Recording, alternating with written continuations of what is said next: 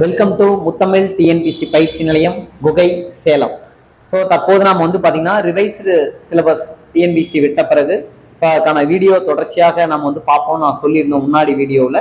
So அதனுடைய தொடர்ச்சியான வீடியோவில் நம்ம அலகு 1லேருந்து 7 வரைக்கும் இருக்கும். அதில் அலகு 1ல் பிரித்தெழுதுக அப்படின்றதான் இப்போ நாம் பார்க்கக்கூடிய டாபிக். ஸோ பாருங்க, நமக்கு இந்த பிரித்தெழுதுக அப்படின்றது பண்பு பெயருடைய புணர்ச்சியின் அடிப்படையில நமக்கு அமையக்கூடியதுதான் இது. சரிங்களா? ஸோ நமக்கு 10th ஓல்டு புக்ல இதற்கான டாபிக் இருக்கு.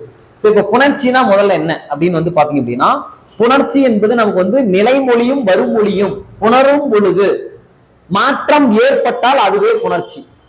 ஃபார் எக்ஸாம்பிள் நமக்கு பாத்தீங்க அப்படின்னா, வாழை கூட்டல் பழம் அப்படின்னு நம்ம எழுதணும். வாழை கூட்டல் பழம் அப்படின்னு எழுதணும்னா இதுதான் நிலைமொழி, இதுதான் வருமொழி. சோ அப்ப அந்த நிலைமொழியும் வருமொழியும் புணரும் பொழுது மாற்றம் ஏற்பட்டால் அதுதான் புணர்ச்சி. எது சொல்ல போனா விகார புணர்ச்சி. எக்ஸாக்டா இது என்னன்னு சொல்லலாம், விகார புணர்ச்சி. சரிங்களா? சோ இதே போல நமக்கு நிலைமொழியும் வருமொழியும் புணரும் பொழுது மாற்றம் ஏற்படவில்லை என்றால் அது இயல்பு புணர்ச்சி என அழைக்கப்படுகிறது. சோ ஃபார் எக்ஸாம்பிள் பாருங்க, அப்படியே இதையே நாம் எடுத்துக்கலாம். வாழை கூட்டல் மரம் நாம் எப்படி எழுதுவோம்? வாழை மரம். அப்ப நிலைமொழியும் வருமொழியும் புணரும் பொழுது மாற்றம் ஏற்படவில்லை. இந்த விகார புணர்ச்சியை 3ஆ பிரிப்போம். தோன்றல், திரிதல், கெடுதல் என 3 வகையா நாம் பிரிப்போம்.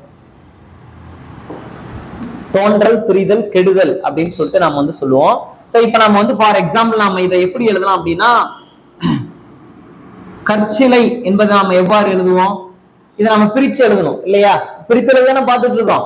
அப்ப கற்சிலை என்பதை நாம் எவ்வாறு எழுதுவோம் அப்படின்னு கேட்டீங்கன்னா, கல் கூட்டல் சிலை என்று எழுதுவோம். அப்ப என்ன ஆயிடுச்சு? இந்த ரகரம் லகரமாக மாறிவிட்டது. அத வல்லின ரகரரா நமக்கு பாத்தீங்க அப்படின்னா இந்த லாவாக மாறி நமக்கு கல்சிலை என்பதை கல் கூட்டல் சிலை என்று எழுதுவோம். அப்ப இதுதான் என்னன்னா திரிதல். தோன்றலுக்கு எடுத்துக்காட்டு இதுதான், வாழை கூட்டல் பழம். அதான் தோன்றலுக்கு எடுத்துக்காட்டு வாழை பழம். அப்ப திரிதல் என்பது கற்சிலை என்பது கல் கூட்டல் சிலை என பிரிகிறது. அப்பொழுது லகரம் ரகரகமாக மாறி நமக்கு பாத்தீங்க அப்படின்னா அந்த கல் சிலை, அந்த ரகரம் லகரமாக மாறி கற்சிலை அப்படின்னு நமக்கு எழுதுவோம். பிரித்தெழுதுக்கப்ப கல் கூட்டல் சிலை அப்படின்னு நம்ம எழுதுவோம். சரிங்களா? அடுத்து பாருங்க, கெடுதல். கெடுதல் எப்படி எழுதலாம் பாருங்க, மரம் கூட்டல் வேர் எப்படி எழுதலாம்? மரவேர். எப்படி எழுத சொல்லுவோம்? மரவேர். அப்ப அந்த இம்ன்றது என்ன ஆயிடுச்சு? கெட்டு போச்சு. மகரம், அதான் நிலைமொழியுடைய ஈற்றெழுத்தான மகரம் கெட்டு மரம் கூட்டல் வேர் என்பதை மரவேர் என வருகிறது. அப்ப இதுதான் விகார புணர்ச்சி. இந்த விகார புணர்ச்சி 3 வகைப்படும். தோன்றல், திரிதல், கெடுதல் அப்படின்ற பண்பின் அடிப்படையில் நமக்கு அமைகிறது. இதை பேஸ் பண்ணி தான் நம்ம பாத்தீங்கன்னா பிரித்தெழுதுக தற்போது நாம் பார்க்க போறோம். சோ இந்த பிரித்தெழுதுல சில எக்ஸாம்பிளை நான் எடுத்து இப்ப நான் எக்ஸ்பிளைன் பண்ண போறேன். சோ பாருங்க, முதல்ல நம்ம பண்பு பெயருடைய புணர்ச்சி தான் அந்த 8மே. நீங்க பாத்தீங்கன்னா உங்களுக்கு தெரியும், ஈறுபோதல், சோ இடையகரம் ஈயாதல், ஆதி நீடல், அதுக்கப்புறம் அடியகரம் ஐயாதல், தன்னொற்றிட்டல் என்று 8 இருக்கு. சோ இதுல சில எக்ஸாம்பிள இப்ப நாம பார்க்கலாம். ஓகே, இப்ப நம்ம இதுல ஈறுபோதல் அப்படின்றதுக்கு நம்ம எக்ஸ்பிளைன் பண்ணி இப்ப பார்க்கலாம். சோ ஈறுபோதல் அப்படின்றது நமக்கு என்ன அப்படின்னா, மை விகுதி பெற்று அதை நாம பாத்தீங்க அப்படின்னா எப்படி வருது? இப்ப செந்தமிழ் அப்படின்னா நம்ம எப்படி எழுதுவோம் அப்படின்னா, செம்மை கூட்டல் தமிழ் அப்படின்னு நம்ம எழுதுவோம். அப்ப அந்த மை விகுதி பெற்று வருது பாத்தீங்கன்னா, நிலைமொழியோட ஈற்றெழுத்துல பெற்று வருகிறது. அதை நீக்கிறதா நம்ம ஈறுபோதல் அப்படின்னு சொல்லுவாங்க. சரிங்களா? சோ இந்த மை விகுதி. இன்னொரு கூட எக்ஸாம்பிள் சொல்லலாம். நமக்கு பாத்தீங்கன்னா கருவிழி, கருமை கூட்டல் விழி அப்படிங்கிறது. அப்ப நிலைமொழியான அந்த மை வருது பாத்தீங்களா, அதுதான் ஈறுபோதல்.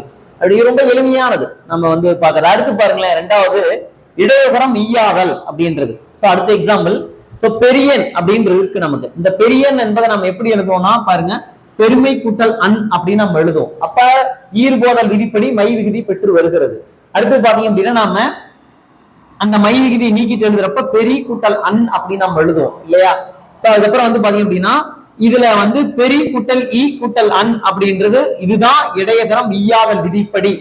இந்த இடையகரம் ஈயாதல் விதிப்படி அந்த ஈ அப்படின்றது தோன்றுகிறது. அப்ப பெரிய கூட்டல் ஈ கூட்டல் அன் அப்படின்னு நம்ம எழுதுவோம்.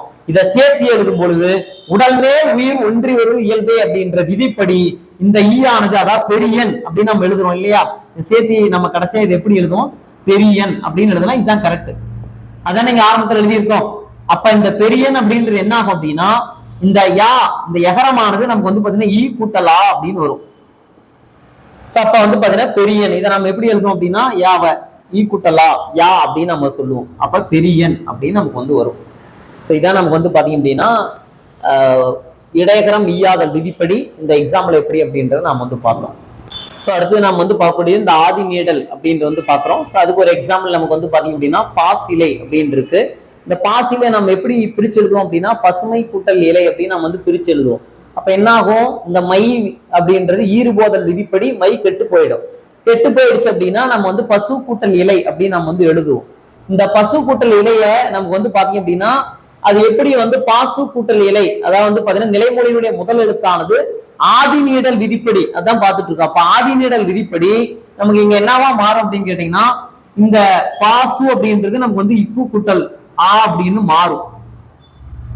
அப்ப பாசு அதாவது பான்றது பாவா மாறி ஆதி நீடல் விதிப்படி நமக்கு வந்து பாத்தீங்கன்னா பாசு கூட்டல் இலை மாறுகிறது. அதுக்கப்புறம் நமக்கு வந்து பாத்தீங்க அப்படின்னா உடல்மேல் உயிர் வென்றது இயல்பே, அதாவது வந்து பாத்தீங்கன்னா பாச் கூட்டல் இலை உயிர்வரின் உக்குரல் மெய்வுட்டோடும். சோ நம்ம வந்து பாத்தீங்கன்னா அப்படி எழுதுறப்ப பாச் கூட்டல் இலைன்றத பாஸ் இலை அப்படின்னு நம்ம எழுதலாம். சரிங்களா? சோ அடுத்ததாக சிற்றோடை இதான் வந்து தன்னொற்றுட்டல் அப்படின்னு சொல்லுவாங்க. இங்க பாத்தீங்கன்னா தெரியும் தன்னொற்றுட்டல் அப்படின்றது. சிற்றோடை நம்ம எப்படி எழுதுவோம், ஈறுபோதல் விதிப்படி நம்ம முதல்ல சிறுமை கூட்டல் ஓடைன்னு எழுதுவோம். ஈறுபோதல் மை விதிப்படி அதாவது ஈறுபோதல் விதிப்படி இந்த மை விதி கெட்டு போயிடும். அப்ப சிறு கூட்டல் ஓடைன்னு எழுதுவோம். அப்படி எழுதுறப்ப நமக்கு வந்து பாத்தீங்கன்னா இதனுடைய எழுத்து வந்து பாத்தீங்கன்னா தன்னொற்று இரட்டித்து வருகிறது. அப்ப சிற்று கூட்டல் ஓடை என்று எழுத வேண்டும். அடுத்து நமக்கு வந்து பாத்தீங்க அப்படின்னா உயிரொலி உப்புரல் மெய்விட்டோடும் உடல்மேல் உயிர் ஒன்றுவதே விதிப்படி சிற்கூட்டல் ஓடை என்பதை நமக்கு சிற்று ஓடை என்று எழுத வேண்டும். சோ அடுத்து வந்து முன்னின்று மெய்த்திரிதல் அப்படின்றது வந்து பார்க்கலாம். சோ அதுக்கு எடுத்துக்காட்டு சேதாம்பல் அப்படின்னு நம்ம எழுதுறோம். அதை எப்படி பிரிச்சு எழுதுவோம் அப்படின்னா செம்மை கூட்டல் ஆம்பல் என்று எழுத வேண்டும். சேதாம்பல் செம்மை கூட்டாம்பல்.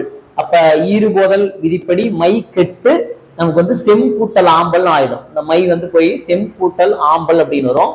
இந்த சேவா மாறுது ஆதி நீடல்.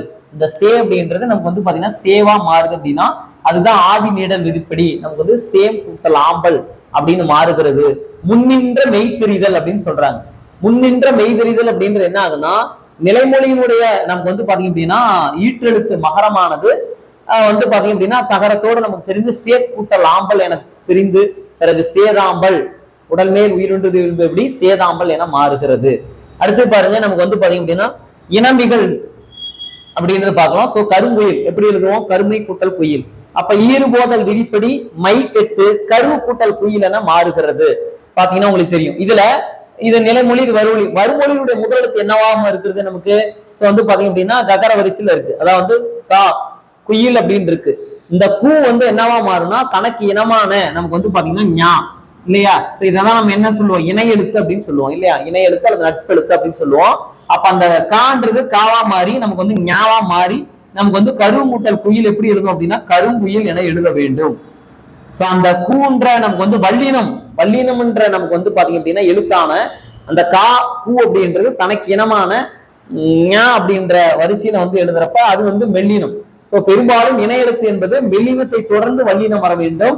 அப்படி எழுதும்போது கரு கூட்டல் குயில் என்பதை கருங்குயில் என்று எழுத வேண்டும். ஏன்னா அடுத்தடுத்து இனிமேட்டு வகுப்புகள்ல நம்ம டிஎன்பிசில ரிவைஸ் சிலபஸின் படி அந்த 85 வந்து பாத்தீங்க அப்படின்னா தகுதி தேர்வு பேஸ் பண்ணி நமக்கு இலக்கணத்துல எப்படி வந்து பாத்தீங்க அப்படின்னா மாணவர்களுக்கு அந்த நாலேஜ் இருக்குன்றதுக்காகவே இந்த சிலபஸை விட்டுருக்காங்க.